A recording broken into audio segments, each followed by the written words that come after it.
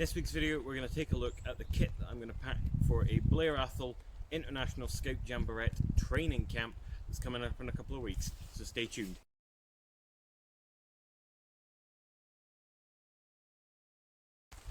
Welcome back guys, and thank you for joining me in another video. So let's answer probably one of your initial questions. What is Blair Athol Jamborette? Well, Blair Athol Jamboree or Jamborette is a international scout camp. That is a 2-week-long international scout camp that takes place every 2 years, with hundreds of scouts participating from all over the world. And this year, I have been lucky enough to be selected to be one of the people that are representing Moray District at Blair Athol this year. The kit that we're going to run through in today's video, which I'm actually sitting on the bag right now, is the kit that I'm packing for a training camp that's coming up in a couple of weeks, not the camp itself. The camp itself, the Jamboree, is in the summer holidays. It's in the middle of the summer, middle of July. The kit we're going to look at today is simply what I'm taking to a training camp that is in a couple of weeks' time. So it's a relatively minimal kit. It's only a single overnighter. So yeah, as you can hear and see, I've got the tarp up above me because it is absolutely tipping it down today. It's been raining, heavy showers all week. It's effectively tropical storms at the moment. So we're down in my usual hammock spot, in a lovely coniferous sort of mixed woodland. So I popped the DD 3x3 metre tarpaulin up, just to keep everything dry. I'm just going to go make one quick adjustment.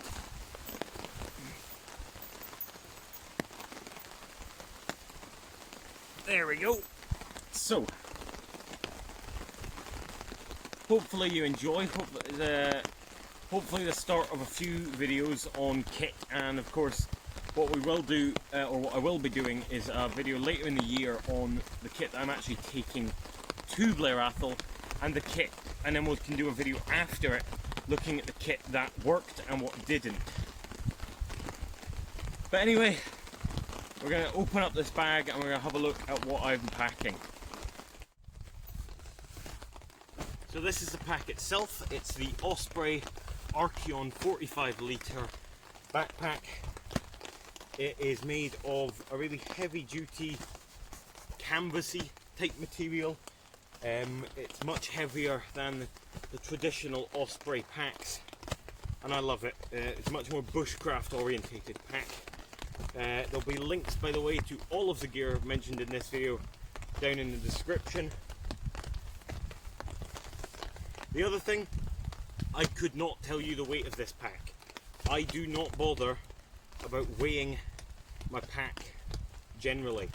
I often do weigh my pack, but I don't particularly care about the weight. I'm often just curious as to what is in it. So, got my little ground sheet unfolded here, so we'll keep everything on that, keep it nice and dry. That's just the rain cover there for this backpack. So starting with our outside pockets, got a almost 1 litre water bottle. That is the Bear Grylls 950 milliliter insulated water bottle. I like an insulated water bottle to keep cold stuff cold, but it also allows me on a really cold day to put hot liquids in it. On the other side, I've got my second water bottle, which is just a 1 litre plastic military canteen. And in here, if I can get it out, quite tight in there, there we go. That's just a nesting cup, stainless steel nesting cup for that bottle, so that's my cup. The other thing that gets kept on the outside pocket is under my knees. It's just my cheap Trek mates. Cheap Trek mates from Mountain Warehouse kneeling pad. Comes in really handy. In the brain, in here, got my primary first aid kit. And we've got what I refer to as my weather kit. So in here I've got a woolly hat, a pair of gloves, a buff kind of snood, and my waterproof trousers. The other thing that will live in this top flap if I'm not wearing it is my Craghopper's Lorton jacket, which I'm wearing, which is my waterproof shell layer, but obviously with the weather today I've got that on. On the harness I keep a carabiner. It's not a weight-rated carabiner, it's just a carabiner. And I keep my pacing beads, which I will get into in a navigational video. In terms of hip belt pockets, today they're empty, but potentially there might be things in them. And then we'll get into the pack. So the Osprey Archeon 45 and the Archeon range in general uses these real nice metal G-hooks. There's no plastic clips, well, there's very little plastic clips on this backpack. Makes it really simple, just hooks through and pulls tight. Really nice. Inside mesh pocket in the lid, got a pack of tissues, got some smidge bug spray, keeping the midges away, got some sun cream, although I don't need that today, got a little hank of bank line, got my head torch, the Varta head torch, 2 modes, super simple, super robust. My waterproof match lighting kit. This is a UCO Titan match lighting kit, but I've just got some regular Cook's matches in there. Needs to be replenished. And finally, I've got my little Eurohike lantern in there. Comes in nice and handy for lighting up the tents. There's a key clip in the inside of this bag, and I will go through this bag in more detail in a future video. But that's where my keys would live, and my wallet, etc. would also live in that mesh pocket. So most of the things that are in there are kind of miscellaneous, kind of possibles kit, but I've also got some other possible stuff elsewhere in the backpack. Got another little G-hook there on a little red compression strap. Just keeps the top of the pack tight. Then we've got a usual drawstring here. Now that's just tent pegs, but that's not actually, I wouldn't be carrying those, that's just for the tarp. Got a pair of heavy duty work gloves, they're a bit minging, they need a clean. They're just on a carabiner. That works really well for dealing with hot things, fires, etc. Got my TBS Boar bushcraft knife. And we've got my Bacco Laplander folding saw. So inside the back sleeve of the backpack, the kind of hydration sleeve, I've got my thin foil mat. So this acts as a couple of things. Primarily it's to supplement my main sleeping mat, just to give it a little bit more insulation. That is from the company Highlander. Then inside the backpack I've got it lined with a 80 litre dry bag from Mountain Warehouse. Quite a thick, heavy duty one. Keeps everything dry. Inside I've got a fleece in a Ziploc bag. This Ziploc bag is slightly burst, so it's not doing the vacuum packing nature that I want to do, that we'll see later on. This is a bit of a heavyweight fleece. I'm going to be replacing this and supplementing this replacing this with a lighter weight fleece. We've got a kind of goodie bag of mostly clothes, which we'll come back to. Got my mess kit, which we will go ahead and have a look through. So I've got this in a pouch. It's made by Old Barn Leather. The pouch came with a journal I bought or got off of them, a handmade leather journal. But I've reused the pouch for my mess kit. So my mess kit comprises of 2 meskins, which are wonderful things, and one nests inside the other. And inside there I've got what might look like a first aid kit, but it is not. I'm just reusing a pouch.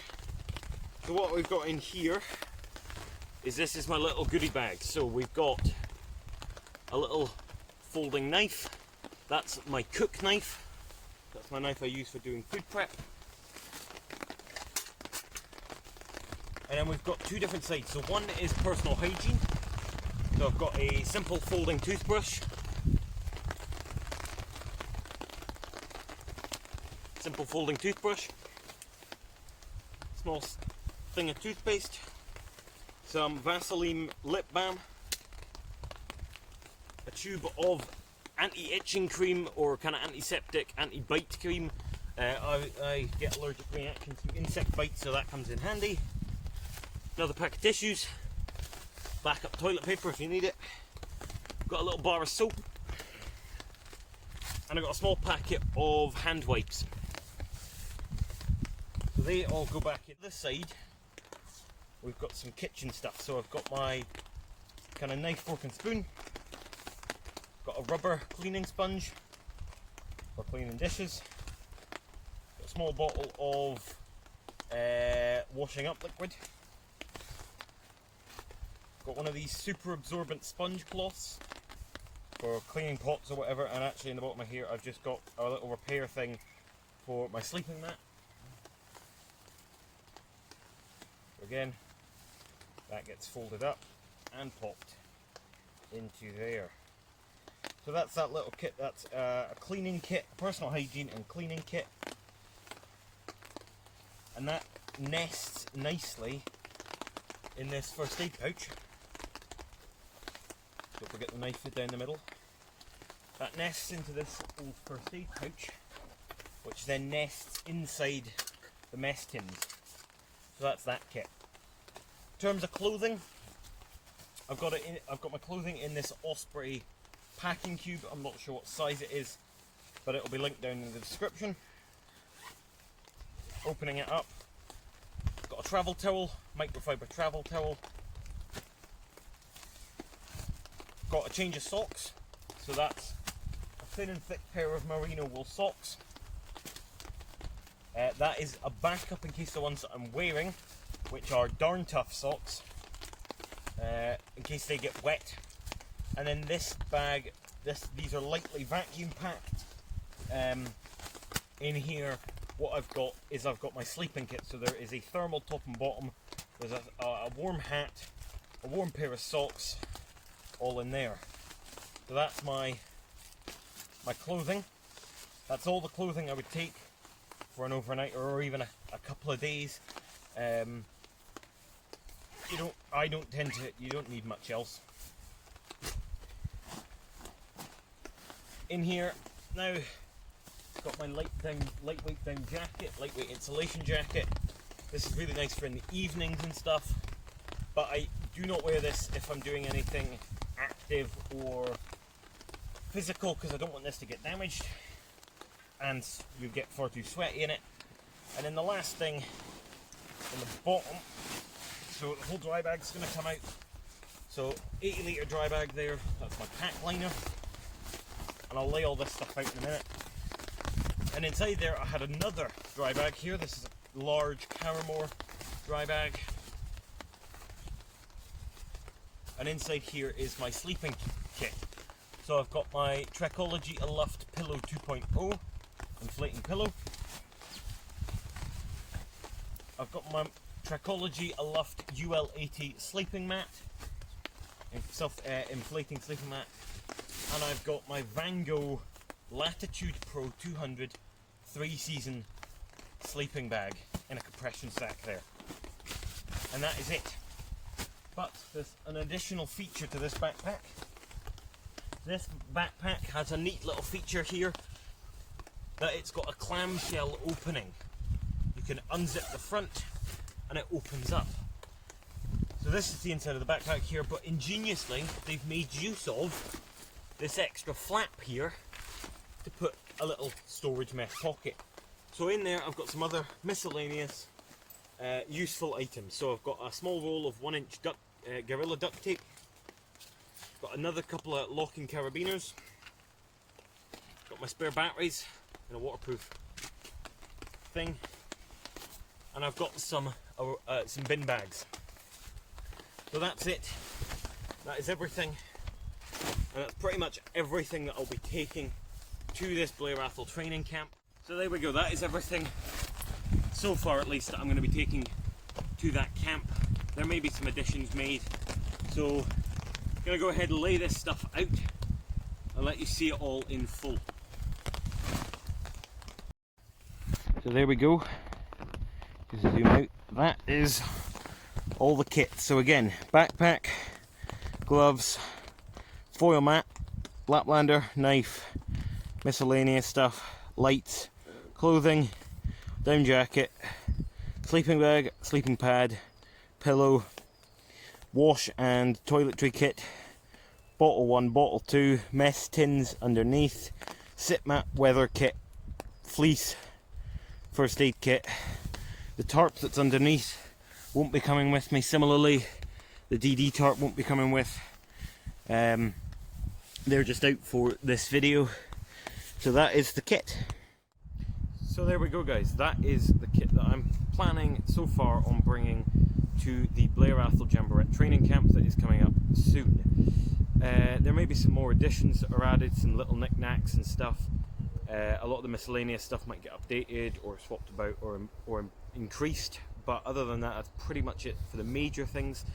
So hopefully that gave you a little bit of information into maybe what someone like myself will pack or would pack for a scout camp. Obviously there's some things that are not in that kit that you might think, why has he not got that? Things like a tent would probably be one of the biggest ones. Now, I'm not bringing a tent because for this camp the tents will be supplied. We're going to be using the large canvas patrol tents, so we won't be packing those. Similarly, food and cooking the food will be all the stuff required for that will be supplied at the camp. So all we need is our personal equipment. And in fact we'll be cooking on open fires, so there won't be any stoves required. So that's why that stuff's not in there. So hopefully you learned something today. Maybe you learned some things on what you might want to pack or some ideas, and hopefully it inspired you to go and play around with your kit. But that's going to wrap up this week's video, guys. So thank you very much for watching. Make sure you hit that like button and subscribe if you're new. And until next time, I'll see you out there. Bye for now.